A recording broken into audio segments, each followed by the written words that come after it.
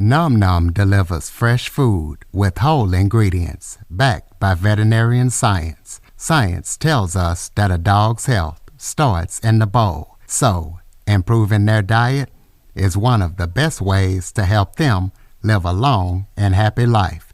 Num Num's food is full of proteins your dog loves and the vitamins and nutrients they need to thrive. All you have to do is order, pour, and serve. Ready to make the switch to fresh? Order Num Num today. Go to https://trynom.com/curveball and get 50% off your first order plus free shipping.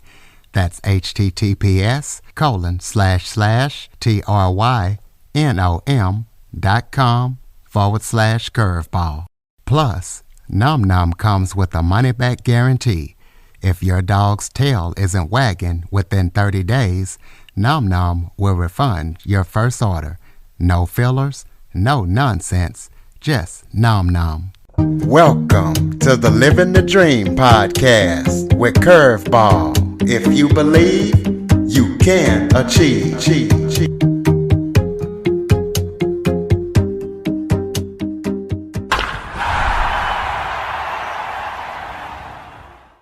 Welcome to the Living the Dream with Curveball podcast, a show where I interview guests that teach, motivate, and inspire. Today, I am joined by child behavior therapist Nicole Davis. Nicole went from a traumatizing childhood to wanting to end her life because of working in corporate America, and I'm sure we all know the feeling. And she went from that to doing a program to where she helps kids that are not doing college. She helps them find a trade that works for them. So I think we need to be giving positive vibes and positive information to the youth, especially with everything that they're going through and bombarded in these times. So here we are. Nicole, thank you so much for joining me today. Curtis, thank you for having me today. Why don't you start off by telling everybody a little bit about yourself? Sure. So the brief story is troubled childhood. Had a mother who suffered with mental illness, borderline personality disorder. So it was some narcissism and just struggles. You know, I want to be fair to her. She was a very successful woman, and she did her best to raise us.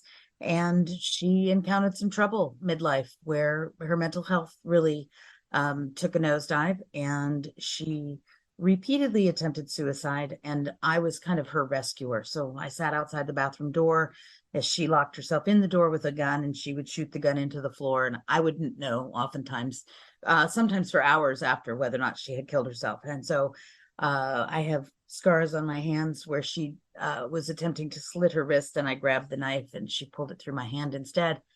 And it was my job as a kid to keep her alive. And I focused on that a lot. In fact, I went from being a fairly successful student to struggling, barely really making it out of high school, and certainly not prepared for college. And so I stood at the threshold of adulthood and I thought, what am I going to do? And she wasn't much help. Even though she was very successful in her business, her mental health challenges really became so unmanageable that she wasn't really able to come alongside and guide me through the process of going to college. And so I thought, okay, I can do this. If she was anything, she was a force. And I learned a lot at her knee. Just understanding how to put yourself into the world. She was a woman in construction. And by in construction, I mean, she ran a construction company. And so she had no problem at taking a 6'4" subcontractor and giving him what for if he was over schedule or late or something. Right. And so I have that kind of can-do attitude very much as a result of watching her put herself out into the business world. So I thought I would go into construction and run a company like she did. And I went to our local community college and said, I'm interested in going into the construction program. Now, this was 1984, so I know I'm dating myself a little bit. And they said, "Oh, well, we have a construction program, but it's really not for girls." And that was really the end of the discussion. There was nothing more to be said. And then I didn't know what to do. And he made some suggestions, but none of them were what I knew. I mean, my first nanny was our foreman, and I would get in his El Camino and drive from job site to job site and pick up nails and cans and things over the summer. That's how I spent my summers, was on the building, in the building environment. And so to not do that, I had to really quickly figure out, okay, well, that's what I knew. I knew I could do it, but now there's not a pathway. So what do I do? I went into business, and I gradually moved up into, I started just something clerical, I think, and proved myself, and then found ways to learn and grasp hold of new skills and build a career. I spent 30 years in business. The last couple of years, or several years, maybe 10 or 12 years, I was in account management for a large research company in the legal space. And then also when that ended, I felt like I was being kind of siloed. I went to corporate America in a bigger sense. I worked for Dow Jones and managed contracts for them within Silicon Valley. And so I was managing broken relationships and broken corporate relationships, which is interesting because as a child, I would navigate my parents, or my mom and my stepfather's arguments, and became kind of a mediator. And so it came to me naturally in business to be in either sales or account management, and then maturing into corporate relationship repair. Only the companies that we were trying to repair relationship with had lost millions of dollars on some challenging business choices that we had made, and so I was set to fix those relationships. And oftentimes there was hostility and aggression, and it was just a really difficult environment. And this was right around midlife, 46, 40, 44, 46. And I started to struggle because, I had been so against suicide, obviously, having the experience I had with my mom. That was never going to be me. I knew that was never going to be me. And yet here I was, and in very stressful situations, I started to slip into depression and anxiety, and I started to, it wasn't that I ever wanted to kill myself, and I never tried to kill myself. I simply could not stop seeing the image of myself with a gun to my head, like, look, this can all be over in a brilliant, beautiful moment, and you don't have to struggle anymore, and all of the things. And some of the lost hope of my life, I think, was that I never ended up marrying, and I never ended up having my own kids, both of which I really wanted to do almost in response to my mother's challenges in parenting. I thought, man, I could do this better. I know I can. And then that never materialized, despite my desire for it, despite looking for it.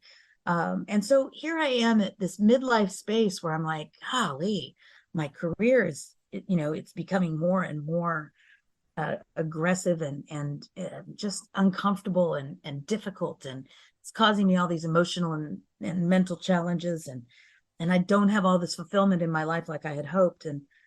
And so I sought out therapy, and I had been against therapists in part because if my mother's therapist had done their job, my trauma would have been far lesser. And so look, that came from an immature mind. It came from an immature experience, and knowing that she was going to a therapist but not getting help, and by virtue of that, I was struggling.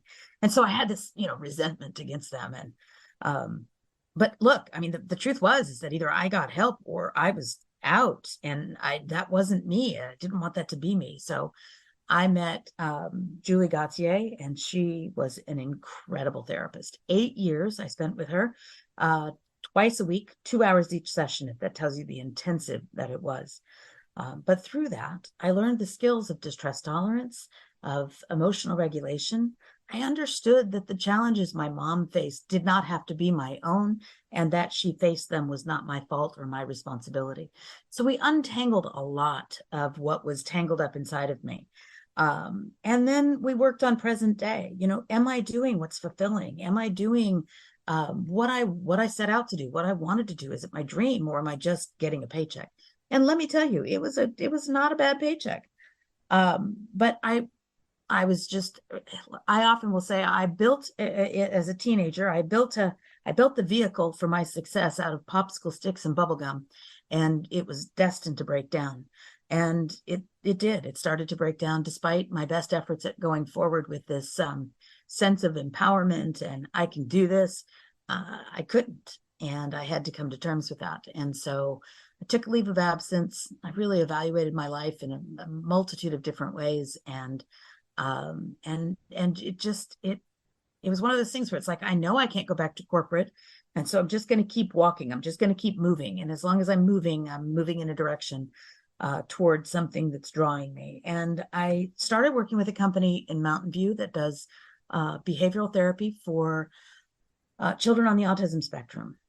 Oh man, my heart was soaring, and I loved it because it was this one-on-one, and it was helping. And my love language is acts of service. And so, oh man, it just triggered me on so many levels in a good way that, yeah, this is what it's all about.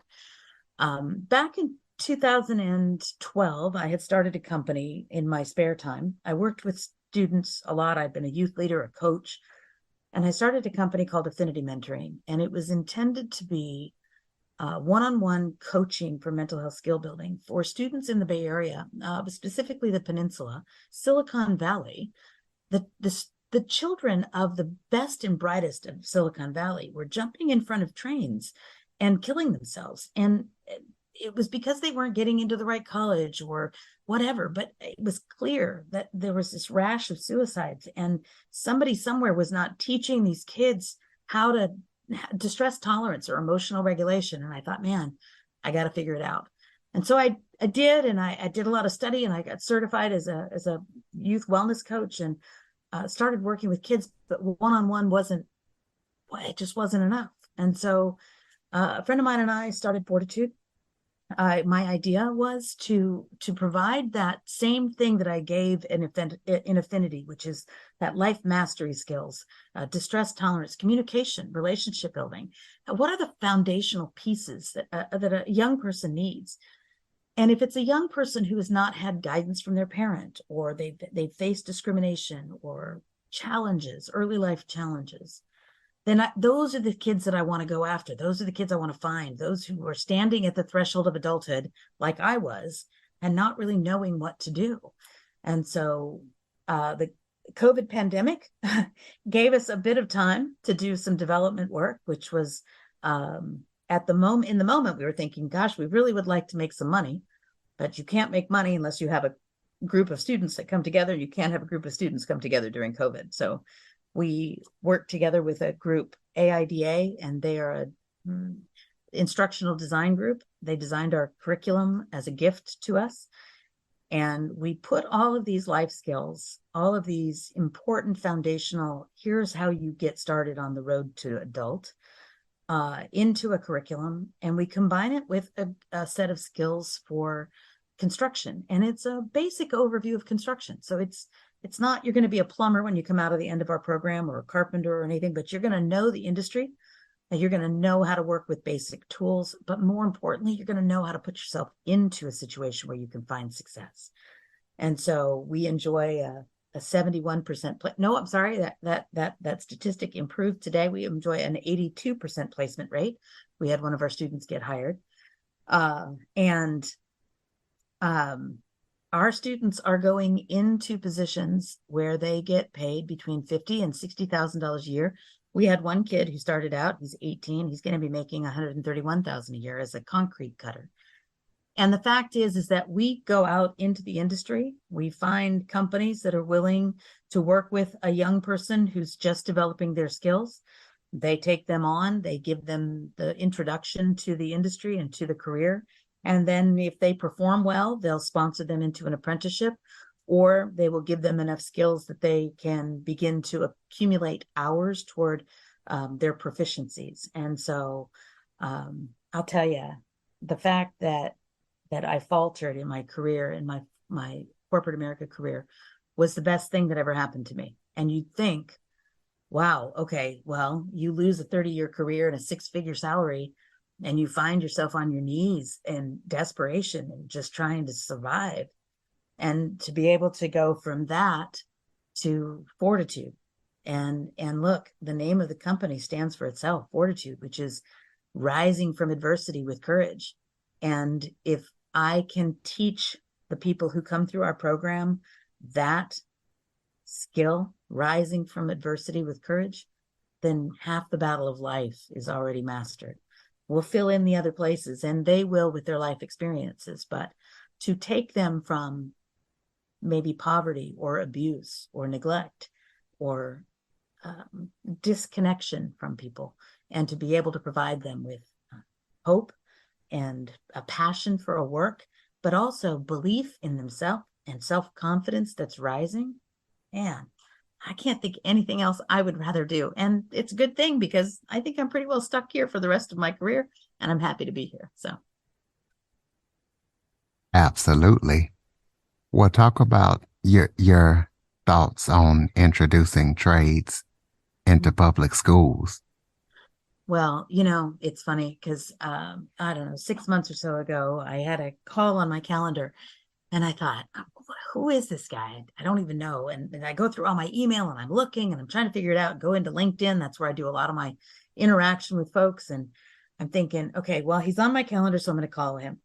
So I call him, he gets on the phone, and he said, Nicole, I've looked and looked. I can't figure out why we're on the call together. And I said, well, why don't we just start talking about what we do, and we'll see if there's any alignment. And if not, well, then it was great talking with you, and we'll go off into the weekend knowing that we gave it our best shot, but whatever. And he said, okay, great. And I start talking about what we do. And he said, Nicole, I'm going to stop you right there.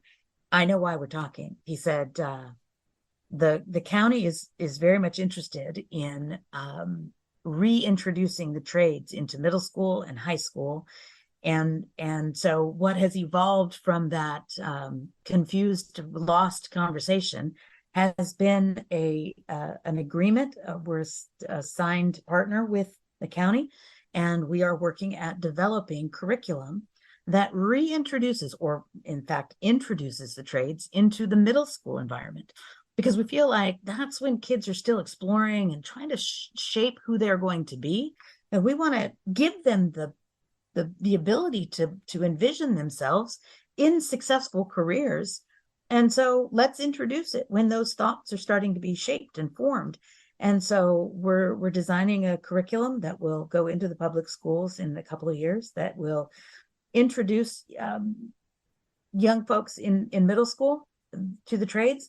It will be a more comprehensive expression of trades skill building in high school. And then if all things work according to plan, they will go from middle school to high school, from high school to Fortitude, from Fortitude to either a union apprenticeship, an apprenticeship with a non-union builder, or to a career choice that is outside of those two arenas. And so, like I said, we're starting our third cohort on the 20th of June. We have 16 young people who are coming. We have graduated 18 in two previous cohorts. We're kind of building up in numbers as we get more comfortable with the content. And you know what? I see a hunger, I see a passion, I see a flame that's starting to get fanned within them when they actually see, wait a minute, I can go into a career, I can make six figures in relatively short time, 5 years. They're approaching six figures. I don't have student debt. I'm working outside. And let me tell you, after Zoom classes and the pandemic, nobody wanted to sit in front of a computer 8 hours a day, And so even if they were teetering on the idea of being a programmer or an engineer, that kind of threw a lot of people into a tailspin, and they were like, I don't even want to be in front of a computer. And so we're really giving them an opportunity to seize a career option that had not been previously open to them or clear to them, maybe. And so We see great things coming, especially if you take a look at it. California, at least, has got a mandate for electric vehicles to be only electric vehicles sold in 2035. And in order to make that happen, there have to be folks who install retrofit houses with charging stations, and that build and service charging stations, as in what we now experience as gas stations, but also in every parking lot, of every shopping center, that they have charging stations everywhere. Well, when you think that 41% of the construction workforce is over retirement age, there's going to be a great migration or exit of professionals.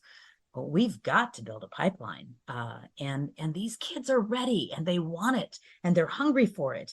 And I'm telling you, about 2/3 of them come through saying they want to be electricians, which that's great. Bravo. It's the best, one of the best paying trades professions, but it's also, you can't get there. It's like going from kindergarten to college. And so I try to remind them that we're more kindergarten, elementary school, and college is down the road a little bit, but we'll put them in front of people who will take them and nurture them and mentor them, build them up, both in their skills and in their person.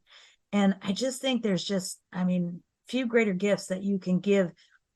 And it goes both ways. We are giving that gift of mentoring to the contractors and the partners that we have in the industry.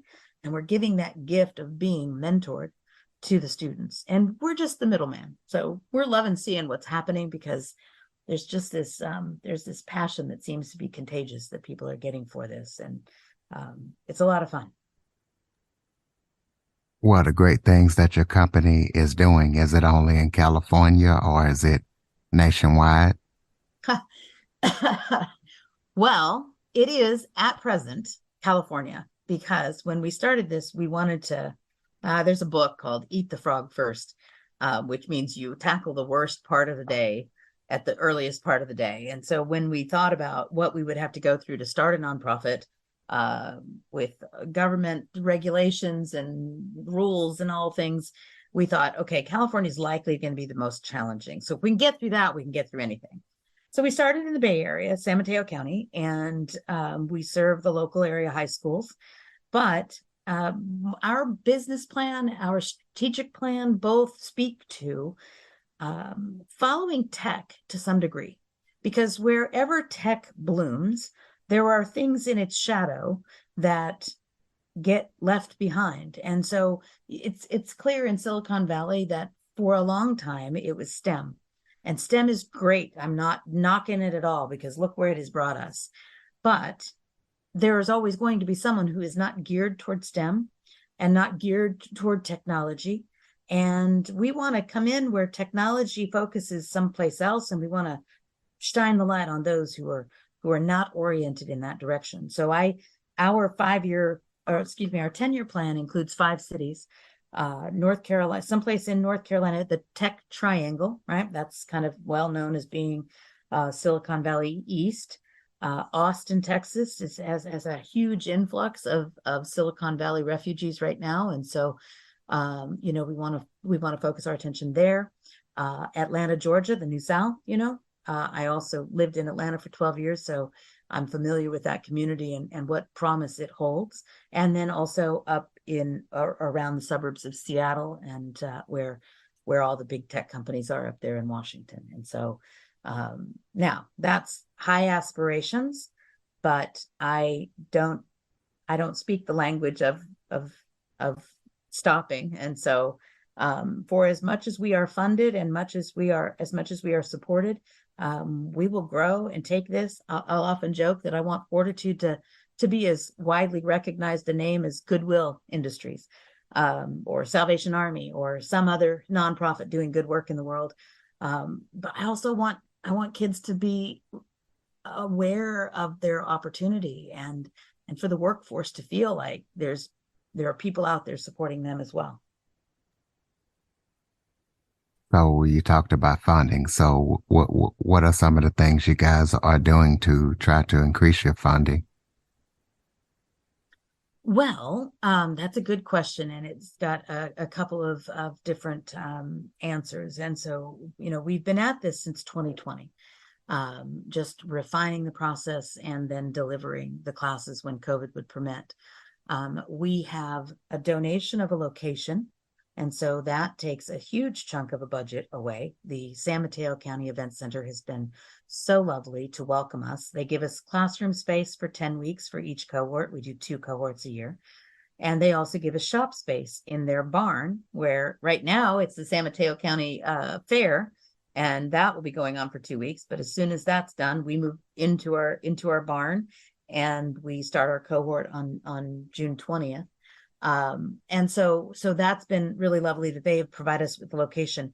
Webcore Builders here in the Bay Area have been enormous supporters in that they provide us with tool belts for each of our participants, and at graduation they get those tool belts, and they get to start their career with about $600 worth of tools hanging around their waist. A couple of other partners are responsible for hiring our participants. And so really the only thing that we have lacked is obviously funding to grow and expand, but also to get paid. And so I have been at this since July of 2020 and have not taken a paycheck. I also don't have spouse support or anything like that. So I've been doing some gig work to make things happen and to pay my obligations.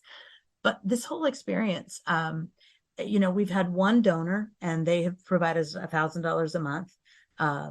And that has been enough to pay for our software and some subscriptions to things that we can go.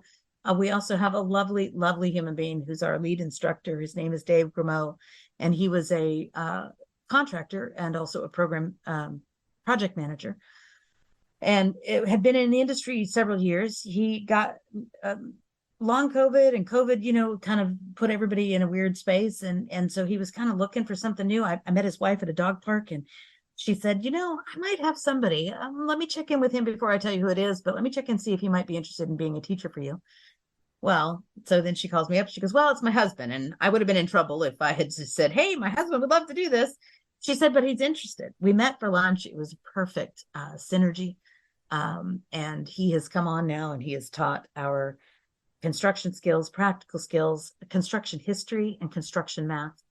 And so he and I have been volunteering in our instructor roles. I've been volunteering as kind of the founder and executive director. We did just receive some funding from the Department of Vocational Rehabilitation, or the Department of Rehabilitation, but not like in addict rehabilitation or anything like that. It's definitely vocational. And so, we have a proven program, and we're in the 80s in our placement rate, and 80% greater than, but we just calculated that today, and now I've lost track of the number, but I think 82. Our outcomes are either kids go back to pursue college, or they go into the industry in a job. Those are the only two acceptable endings to the Fortitude program. We stick with them the whole time. And so we're hoping that some of the funding from the DOR will help us to grow. I think as the relationship with the Department of Education expands, we will also have a little bit of funding from that. But really, it will come from, hopefully, from the industry and from individuals who recognize that that success comes in different forms, and that these students have, many of them have ADHD or dyslexia. They've had some learning challenge. High school was not easy for them academically. And so for them to have a path that it spells quick results and a good start, and they're being received by the industry with understanding and empathy and mentoring, it has really reconfigured my relationship with money, because the currency, the emotional currency that I get out of doing this work is unbelievable. And so I have found that I need far less financially than I ever thought I did. And it's not that I don't want to go back to my former income, because that I call it my season of poverty. And frankly, I'm good. I'm very, very clear on what it is to be in poverty, and have kind of lived in that realm for about 3 years. But you know what it does? It gives me insight into where some of our students come from, and they can't escape it. I mean, they can, and we're hoping that they will, but for many, it's a reality that doesn't have a clear vision for ending, and it's generational. And so, what we're hoping is that our program not only teaches the skills to go out and command a good salary, a good income, and even stay in the Bay Area, but also to pass down skills of communication and emotional regulation to their people, so to their children, so that we're changing generational patterns. And to me, I didn't get to put my own kids into the world and see them shaped in success, but maybe I get to do that with other people's kids. I get to take them and spend a little bit of time with them, maybe shape them a little, and then hopefully put them on the path toward their success. And so, um, we'll take every donation that we can get, because that helps us to serve yet one more student. But for us, it's less about chasing the money personally. It's more about chasing the dream. Wait a minute, living the dream, chasing it, but also living it. If I can coin your phrase. Absolutely. So, besides your expansion efforts, what other things do you have coming up down the line with your nonprofit organization? Well, we start our 8-week cohort on June 20th. We end on August 18th. We have the graduation and reverse job fair. So this is how we send them into the world.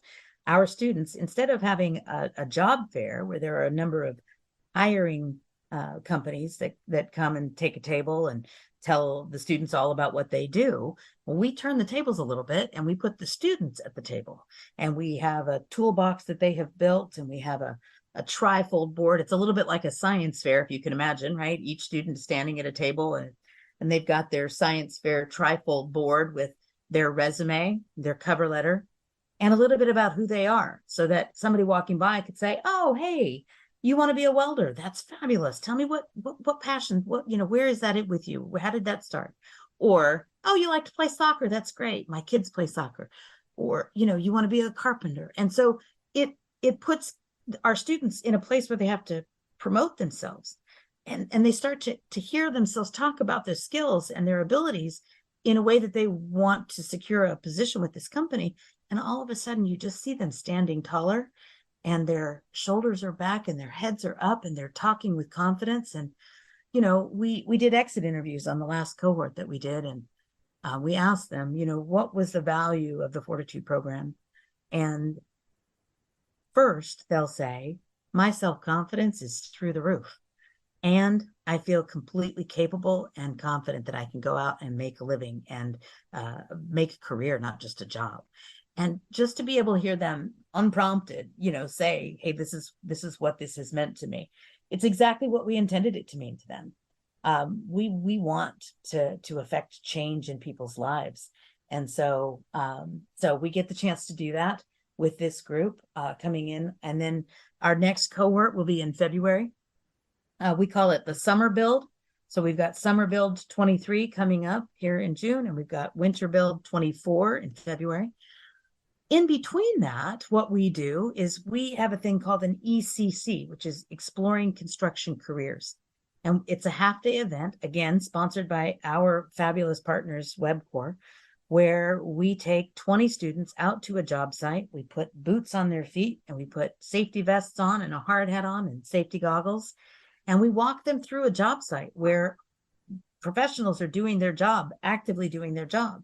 And they'll stop for a moment and they'll say, yeah, I'm installing drywall, and here's how we do it. Here's mudding or taping, or here's what you might do if you were in drywall. You might be a stalker scrapper.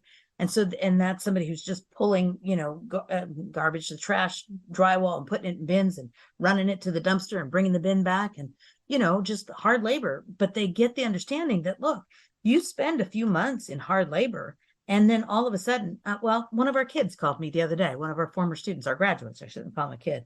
He said, hey, Nicole, guess what? I got moved to the downtown job site for WebCore, in fact. And he said, and I'm going to be there 3 weeks and I'm going to get my bags. And I thought, uh-oh, I don't know what that means. What does mean? What? Hey, buddy, tell me what does get your bags mean? I'm going to the union. I'm going to the apprenticeship. And it meant that the company had seen promise in him. And let me tell you, this kid has got promise oozing out of him. And he's humble and he's wonderful. And I'm so proud of him. He's got his bags. He's going to be a drywaller, and he's going to be making 70, 80, 90, $100,000 in the next 10 years. And that's a place that he never dreamed he would be. And so we've got the ECCs. In fact, his story started at an ECC, and he tapped me on the shoulder. He's 17, and he said, "Hey, Nicole, would it be possible for me to go to your program this summer?" And I said, "Well, how old are you?" And he said, 17. I said, "Are you a junior or senior?" He said, "I'm a junior." I said, "Honey, you got to go to school. You got to finish school. That's one thing we will not compromise on. You got to have your GED, your certificate, or your diploma." And he said, "Well, what about if I just audit your summer program? I'll just come for the 6 weeks and then I'll go to school." So I called our insurance company and I talked to our board of directors, and they thought, well, look, this kid is really showing that drive, that desire that we were hoping for. Why don't we give him a chance? He can come and audit. This kid showed up before us every morning. He had the computers all distributed out to the desktops. He had, if the floor needed vacuuming, he was vacuuming the floor. He was turning coffee machines on. He was doing all the things to signal that he was ready to be a professional. He was ready to be in a position of responsibility. And so we were so impressed.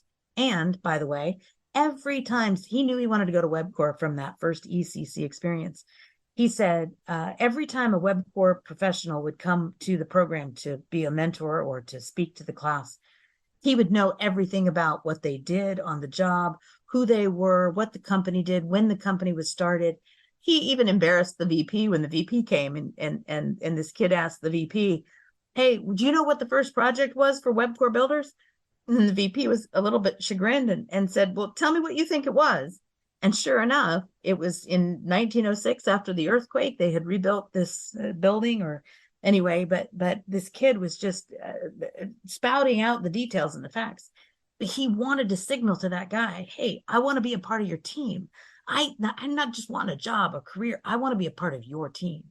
And so the ECC produced this kid who was so full of promise. And when it came time to send him back to high school, I called the high school and I said, "Look, if what you're trying to do is take kids from high school and ensure that they have employment and a career, then let me keep him for 2 more weeks. When we graduate him, I promise you he will have a job waiting for him."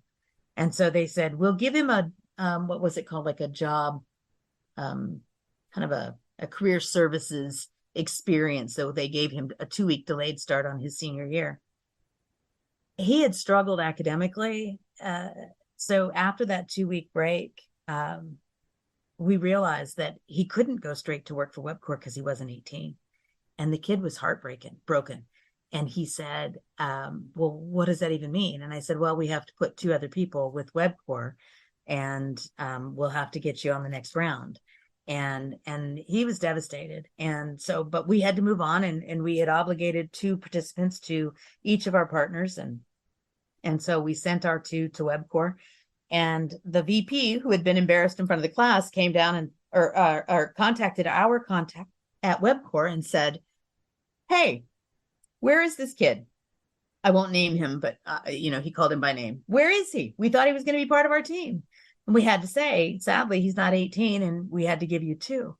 And that VP said, "When that kid turns 18, when is his birthday?" I said, December 18th or something like that. He said, "He's on our team.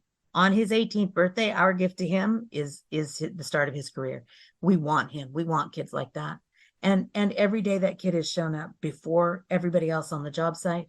He has hustled. When he is called, he moves with purpose to get where he's going, to give attention to the supervisor that's called him. He has done every single thing the right way of his own instinct.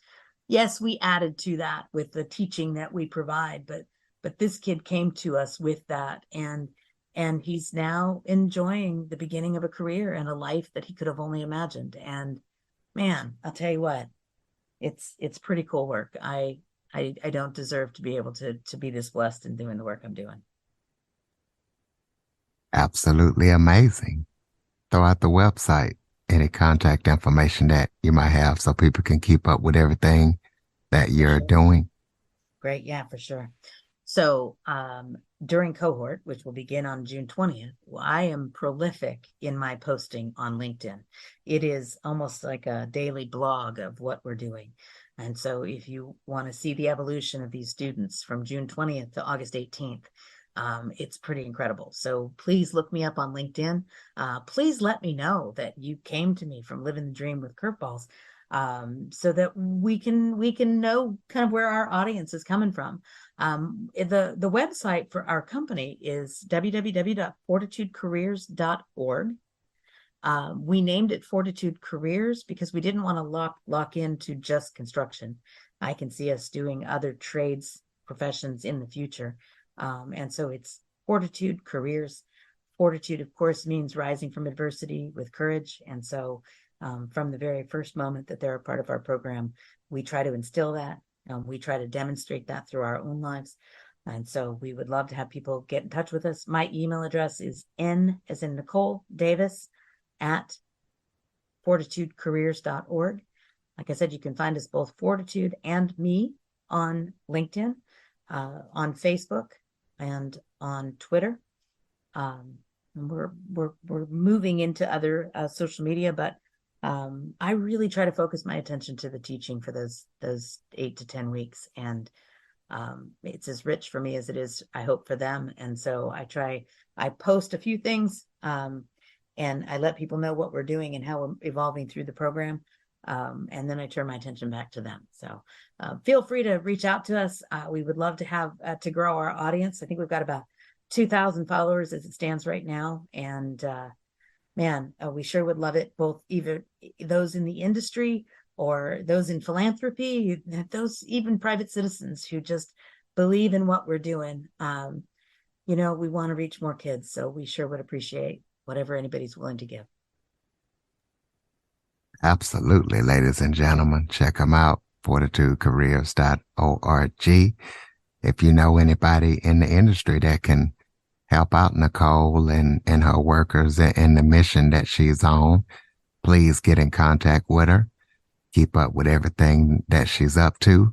If you have any guests or suggestion topics, cjackson102 at cox.net is the place to send them. As always, thank you for listening. And Nicole, thank you for the work that you're doing, instilling into the lives of these youth and saving them from, everything that they've been going through and helping them out. And thank you for coming on and talking about your organization as well as your mission. Well, Curtis, let me tell you that they save themselves. We simply provide the pathway for them to do so. So it's on them. They are whole people and capable, and we like to put them out in the world like that. So listen, thank you for the work that you're doing, because it's important for people to know that you can experience setbacks in life and really feel like you've reached rock bottom. And instead of giving up and throwing in the towel, to really persevere and find your passion and discover that there's joy in life, and just give back to the world wherever you can. For more information on the Living the Dream podcast, visit www.djcurveball.com. Until next time, stay focused on living the dream.